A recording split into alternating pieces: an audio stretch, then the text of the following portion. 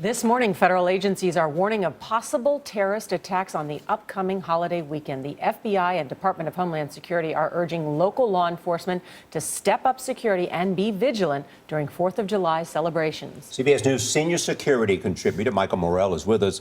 He is a former CIA deputy director. Michael, good morning. Good morning. Good morning. How serious is this warning, and how serious is this threat? So these kind of warnings go out routinely, but there's nothing routine about this particular one to me. This one really resonates with me for two reasons. One is there's been about 50 people in the last 12 months who've been arrested in the United States for being radicalized by ISIS, wanting to go fight there or wanting to conduct an attack here. So there's a lot of people out there who are seeing themselves as aligned with ISIS, number one.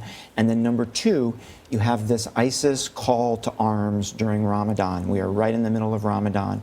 Call to arms, conduct attacks against our enemies. So I'm worried about this one. So what does this mean for Americans on 4th of July?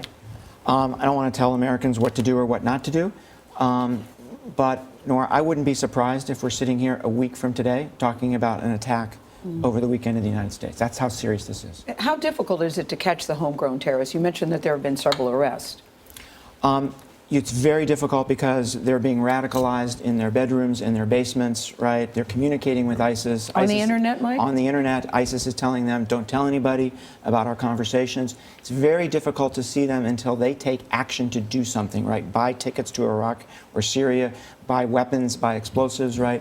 That's where you catch these guys. From David Cameron and others, you're beginning to see world leaders, it seems to me, taking a new concern about this. It's risen to a new level of concern. It's what happens when there's 3 attacks in one day, right? Yeah.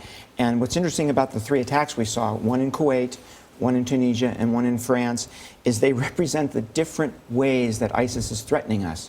So in Kuwait, I think what we're going to find is that that ISIS actually sent this guy from Iraq and Syria to conduct this attack, right? That's one threat they pose, sending people at us.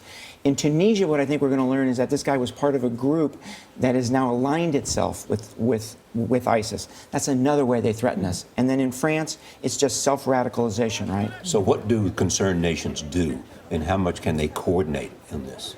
So I think my own view is it's time to pick up the pace against ISIS, right? Because I think a big part of their sales pitch is how successful we are, right? They've got the momentum. It's time to take the momentum away from them, and I think we'll reduce the radicalization. Make it less romantic. Yes. All right. Thank you, Michael Morell. Welcome.